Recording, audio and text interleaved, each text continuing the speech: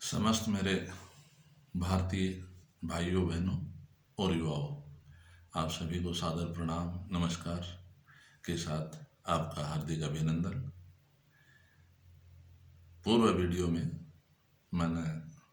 हमारे सर छोटू राम जी के जो हमारे राष्ट्र हित में, मानव हित में, किसान के हित में, मजदूर के हित में, आम आदमी के हित में जो काम किए गए उनकी थोड़ी बहुत तारीफ जो मुझसे बन पड़ी कि आज मैं आपके सामने थोड़ा सा उसको एक विस्तार से उनके जो एक तरह से जीके के प्रश्नों की एक व्यवस्था के तहत जो हमारे आज के युवा उन सर छोटू राम जी के संबंध में जिन प्रश्नों का उन्हें उल्लेख मिलता है और वो उनके सहारे अपनी नौकरी के लिए अपनी विद्वता का परिचय देते हैं, तो उनसे संबंधित कुछ प्रश्न मैं आप तक सर छोटू राम जी के नाम से पहुंचाने का प्रयास करूंगा। मैं आपको ये बताऊं कि सबसे पहली बात, आप छोटू राम जी ने प्रथम विश्व युद्ध में हमारे भारत की तरफ से 22,144 के लगभग यानी 22,000 से ऊपर के सैनिकों के रूप में हमारी भर्ती करवाई रोहतक में, एक उल्लेखनीय कार्य था। उसके बाद उन्होंने हमारे लिए 1937 में जब वो कृषि मंत्री, राजस्व मंत्री के रूप में अपना भार संभाले, उस समय के उनके कानून जो वास्तविक ऐसे कानून थे जिससे एक काश्तकार और एक मजदूर जो खूब पिट रहा था उनको राहत दिलाने के लिए उन्होंने पहला जो कानून आपको मैं बताऊं, साहूकार पंजीकरण एक्ट 1934, साहूकार पंजीकरण एक्ट 1934 जो 2 सितंबर 1938 को हमारे पंजाब, संयुक्त पंजाब इसको कहते हैं, उसकी विधान परिषद में वो प्रभावी हुआ और हमारे लिए कानून का काम देने लग गया। दूसरा कानून गिरवी जमीनों का मुक्ति वापसी कानून, गिरवी जमीनों का मुक्ति वापसी कानून 1938, ये 9 सितंबर 1938 को प्रभावी हो गया था। इसकी व्यवस्था क्या थी आपको बताऊं, आपको बहुत अचंभा होगा और आप सुकून महसूस करेंगे। 8 जून 1901 के बाद, और मैं आपको बता रहा हूं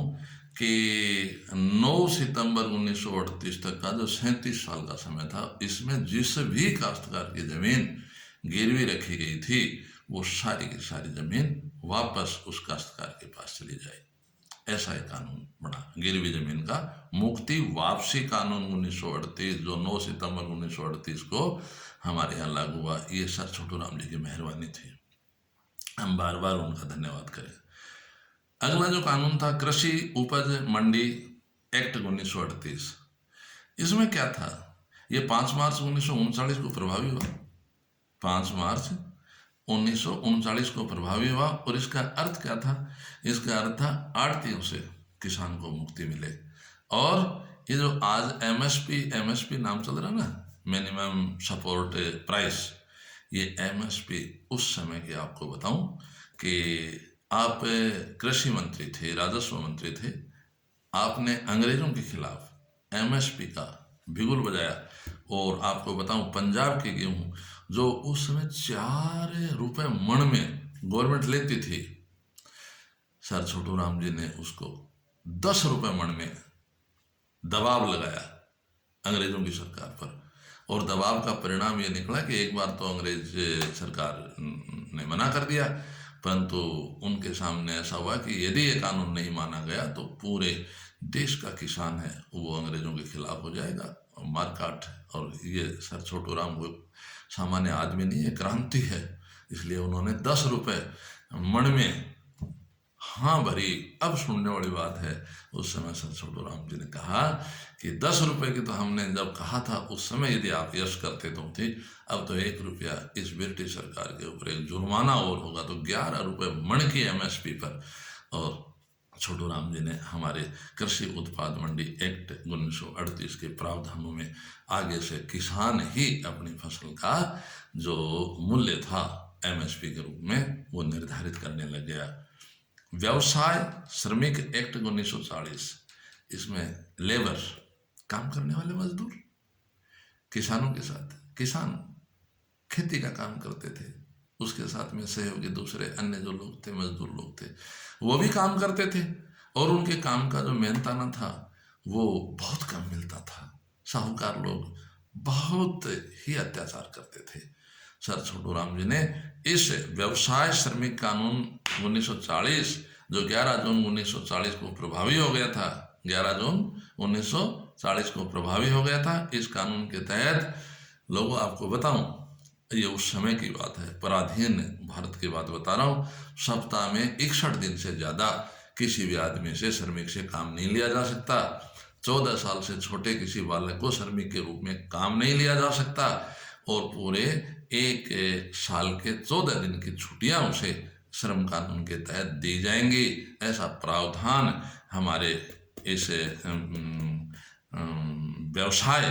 श्रमिक कानून 1940 में सर छोटू राम जी ने हमारे मजदूरों को, हमारे कामगार लोगों को दिलाया। अब बताओ इससे बड़ी ताकत और क्या हो सकती है। कर्ज माफी एक्ट, यानी कहने का मतलब ये हुआ कि किसी काश्तकार ने कर्जा लिया साहूकार से, अगर दुगनी रकम कर्जे के रूप में जमा करा दी तो उसकी जमीन गिरवी नहीं रह सकती। 1000 रुपये के अगर 2000 रुपये उसने जमा करवा दिए, जिस दिन उसके 2000 रुपये जमा हो जाएंगे ब्याज के रूप में चाहे मूल के रूप में, डबल रकम जमा होने के बाद में उसकी जमीन के ऊपर साहूकार का कोई हक नहीं। ये कर्जा माफी एक्ट 1934 जो 8 अप्रैल 1935 को लागू हो गया था, ये छोटू राम जी की मेहरबानी है। अब एक यहाँ कानून आया मोर के शिकार का पाबंदी कानून। ये मोर के शिकार का पाबंदी कानून, ये तो राष्ट्रीय पक्षी है। इसमें संदर्भ की बात बताता हूँ। सर छोटू राम जी ने यहाँ मोर बोड़े बाड़े किसान को माना है। जिस तरह से मोर की पांख फाड़ दी जाती है वैसे ही भोड़े किसान की पांख फाड़ दी जाती थी साहूकारों के द्वारा। तो ये मोर के शिकार पर पाबंदी वाला कानून है। ये भोड़े किसान को सूदखोरों से और बड़े साहूकार जो लूट खसोट करते थे उनसे बचाने का कानून। भाखड़ा नांगल बांध जो सतलज नदी का पानी है, साथी लोगों, मेरे देशवासियों, आपको बता दूं कि ये जो भाखड़ा नांगल बांध जिससे हमें बिजली मिलती है या दूसरे पानी के स्रोतों से हमारे जल आपूर्ति हो रही है, ये बिलासपुर के राजा के साथ समझौता सर छोटू राम जी ने किया था उस समय। बड़ी बात है, आज हम उनके गुण गाएं और उसकी बदौलत आज हमारे ये राजस्थान जो नहर आ रही है, ये सब पानी का जो स्रोत है उसके कृपा की निशानी है, उस महान इंसान की कृपा की निशानी है। चलो जो भी है, अच्छा किया। अब मैं आपसे एक बात कह दूं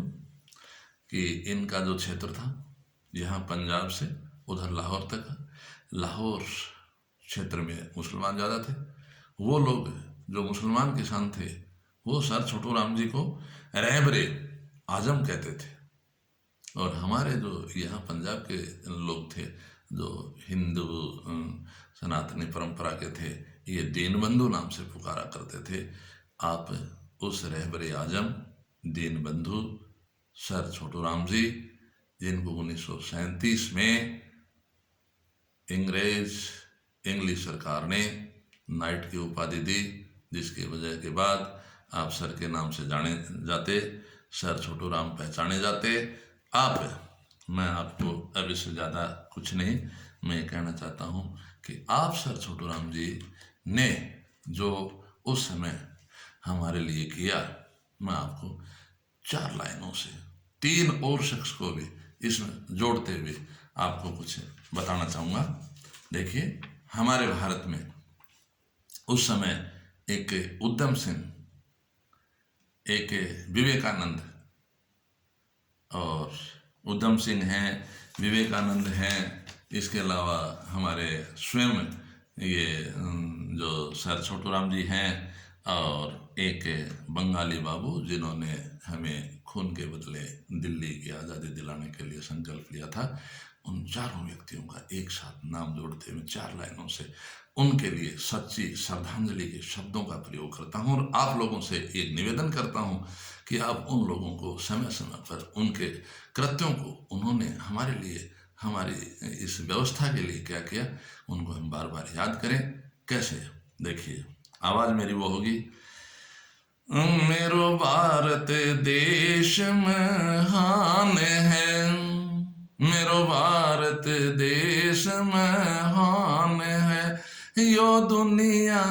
को सिर ताज हिंद मेरो प्यारो लागे है, यो दुनिया को सिर ताज हिंद मेरो प्यारो लागे है। जलियावाला बाग सुनिया, जलियावाला बाग सुनिया, नरसंहार पार सुनिया, नरसंहार पार सुनिया, उधम सिंह महान जनरल डायर मारो लंदन में, वो उधम सिंह महान जनरल डायर मारो लंदन में, यो दुनिया को सर ताज हिंद मेरो प्यारो लागे है, यो दुनिया को सर ताज हिंद मेरो प्यारो लागे है। बंगाली बाबू ख्याल सुनो, बंगाली बाबू ख्याल सुनो,